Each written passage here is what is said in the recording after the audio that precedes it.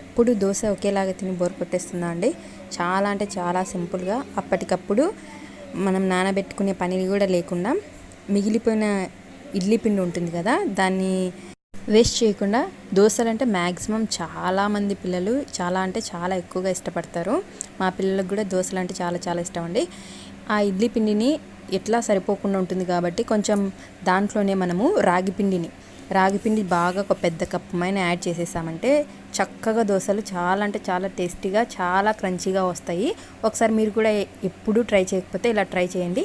మీకు ఈ ఐడియా నచ్చితే ప్లీజ్ ఒక లైక్ షేర్ చేసి సబ్స్క్రైబ్ చేయండి. ఇంకా లేట్ చేయకుండా ప్రాసెస్ చూసేద్దామండి.